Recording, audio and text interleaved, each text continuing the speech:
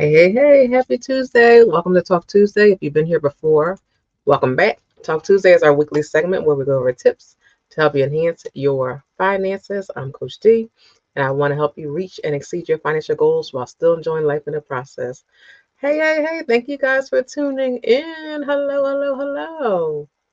All right, let's get into it. Today is the fourth Tuesday of Financial Literacy Month, and today we'll be talking about future planning and estate planning. So we'll talk about planning for retirement. This is something that's very important that we should be thinking about and considering in advance. Most times we don't think about that until we're about to retire. So that's the important part of it, is planning ahead. Let's think about the future now, so when we get there, we are better prepared. So thank you for tuning in, and I appreciate you guys. Hey, thank you for hopping in. I'm trying to share it over to Instagram. I'm not sure if it's working over there, but we're going to keep going. All right, so the first thing. So I'm going to give you two things on future planning and two things on estate planning. So we can kind of talk about both without, keeping you guys here for a long time. But hey, thank you for hopping in. Thank you guys. I appreciate you guys. So for future planning, that's focused on your retirement. When you get to an age, well, thinking about it. Hey, thank you for hopping in. So there's a couple things you should be thinking about, as far as planning for it. So think about at what age you feel like is the age you want to retire, not based on, what your job might tell you, not based on, when Social Security starts. Think about when you feel like is the age that, that's when I'm ready to stop working and be 100% living the life I want to live 24 hours a day. This is something we should be thinking about so we're able to plan ahead for it. So knowing that age is our starting point. So if you haven't thought about that yet, you should be thinking about the age in which you feel like this is when I retire. So if you know that age, put it in the comments because I've already thought about my age. So think about your age. Let me know. I would love to hear your age. And not only your age, you should be thinking about your finances, thinking about how much money do you feel like you should have, or when you get to this amount, you feel like, okay, I'm going to be good. This is an amount of money that I feel like I can comfortably retire. This is what I think, will make me feel like, I can just really step into it, just enjoy myself. Now that amount I'm not asking you to put in there, but this is a number you should be thinking about. Think about that. You know, Consider, is it how much you want to have as far as income? Or is it how much you want to have as far as in investments, how much you want to have in bank accounts, how much you want to have just all together. You should be thinking about these things. So not only your age, not only your finances, you want to think about where you are in life. So let's say, do you feel like you can retire once your car is paid off? Do you feel like you can retire, once your home is paid off? Or maybe when your kid graduates high school or graduates college or when you're fully out of debt? Like, think about those things. These are the different factors that will help you to really get to your retirement age. These are things you have to think about. So, of course, what your job says. Sometimes, we got to wait until that time. But you should be thinking about it in advance, because once you know the age you want to retire, how much finances you want to have, where you want to be in life, then you can start like part two, which is, now I need to start planning for retirement as far as getting myself ready and prepared for that point. And all of those things have something to do with our finances. So part two would be preparing yourself financially for retirement. So then what you would have to do, all right, you got your age in there. Yes. All right, and that's good because we need to pick an age. Of course, everybody has to pick their own age. I can't pick your age for you, and I can't, you live your life, only you live your life. So when you will feel comfortable. But having that age, you want to retire when you can still do things. You can still go out and really live your life. You know what I mean? Do the fun things. Go on vacation. Hang out with your kids. Hang out with your grandkids. Hang out with your parents. Like, you want to be able to do stuff and enjoy.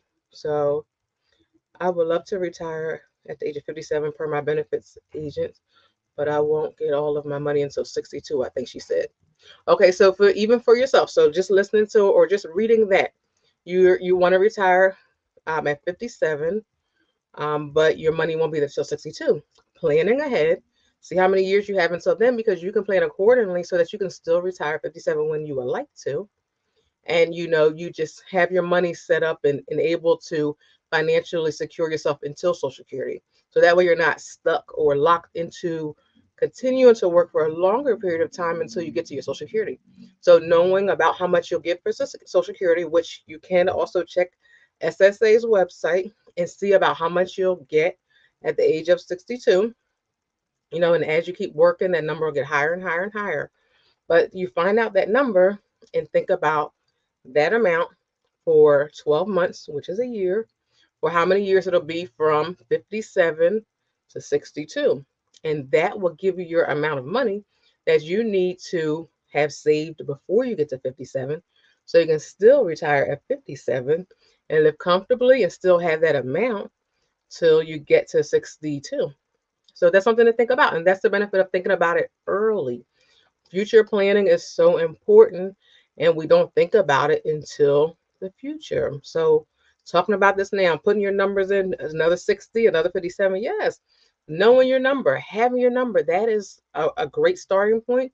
So you can plan and prepare and see, okay, how many years I have. I have 20 years, or I have 10 years, or I have 15 years.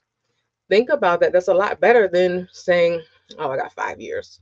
You can do so much more the earlier you start planning for this. So that's a benefit. So just putting your age that you desire to retire into the comments. That is a big deal. Now you have your starting point. So think about that. Think about where you want to be. Adjust your benefits at work as far as how much you're putting into your 401k. Check it often. See where you're at. Know how much you'll pay in penalties. Know how much you'll pay when you just pull it out in general when you get to your desired age. Or if you can take some, and then you can take the rest when you get to the age that they would like you to take it. Or if you'll be able to have a different account, you can get started to have money building up and saving until you can actually pull it out without penalty. You know what I mean? So now you can even start with a different account. Keep having that grow, and if, of course, if they're matching it, keep that rolling. Keep it to the amount that they're matching. Free money. So do that. Do that. That's very important. So I hope this little segment about future planning was beneficial, because that's something we need to think about. So knowing it now, knowing your age, will allow you to get started. So let's slide over to part 2 of our live, which we'll be talking about estate planning. So estate planning is preparing for the future. We don't like to speak about death, but this is a part of life, and we need to be prepared for it. We need to know what we want. We need to be able to plan this stuff so our family know exactly what we want, and are able to do this. They're able to do this stuff for us. So write it out. So we're going to talk about 3 factors with estate planning. So first, you have, how do I have? So we're going to talk about a will. We're going to talk about a trust and power of attorney. All right. So a will is a legal document which is just specifying what you want to happen. Who you want to get this, who you want to get that, your assets and your finances. That is important. Figure that out. Decide. And don't feel like you're stuck with it, because these things you can make adjustments to. But have it written out. Think about it. Don't put people in that situation where they got to figure it out, fight about it. Figure it out.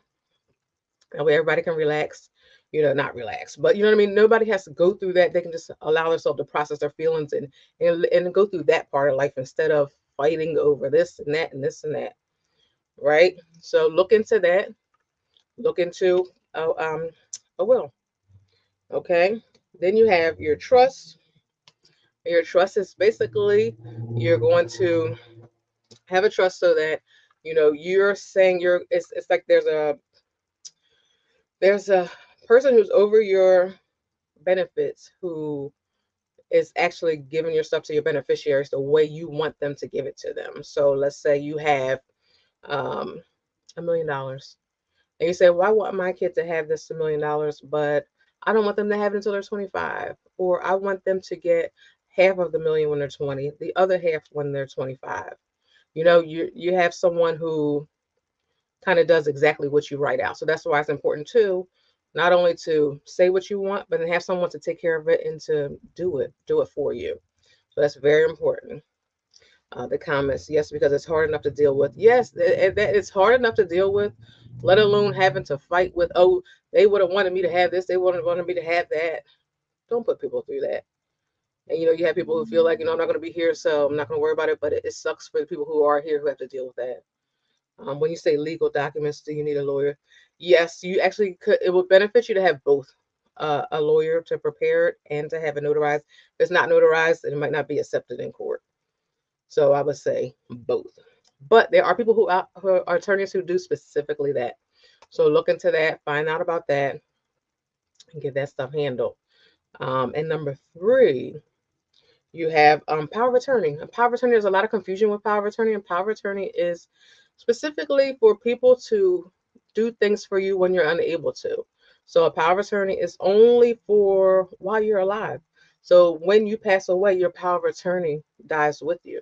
So your power of attorney allows people to do things for you medically. So you can say like, okay, now people say like, okay, so if something happens to me and I can't speak, I want to be on life support, or I don't want to be on life support. Don't resuscitate me. You know, try this, try that. It's where you really spell out what you want and what you're okay with. Let your family know what you want. You know what I mean? So you can do that with a power of attorney, letting them know what you want, and then they follow that. Of course, if you don't have one of those, and you just have you have a power of attorney, a general power of attorney, then they would make the decision for you.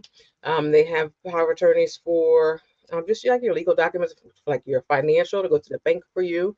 And maybe you can't get to the bank. Maybe something happened to you, and you can't walk anymore, or you can't talk anymore, or sometimes this happens when we get older. Sometimes it happens like maybe we have a freak accident, and we're in a rehab, or things happen. So get your power of attorney also, so people can handle things for you, and everything's okay. Who's someone who's caring for you, who's making decisions for you, is someone who cares about your what's best for you.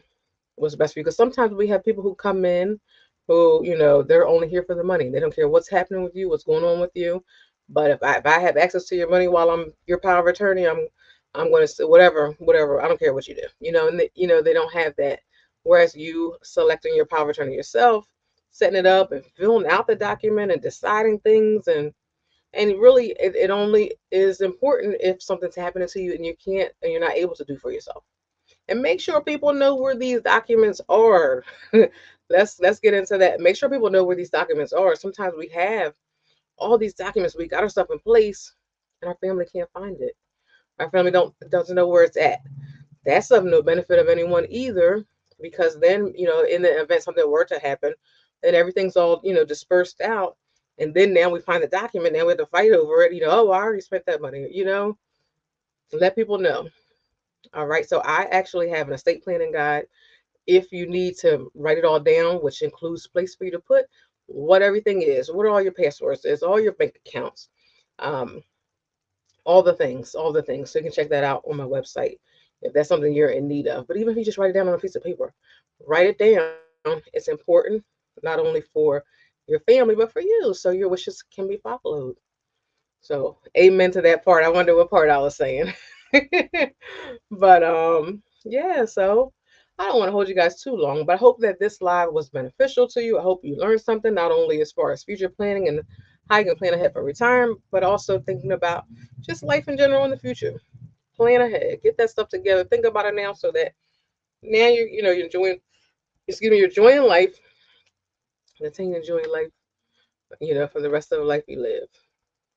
So next week we'll be wrapping up Financial Literacy Month.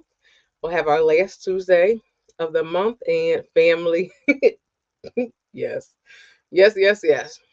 But next week will be our last live of the month for financial literacy, and then we'll move on to next month, which will be a different topic, which I'm not telling you.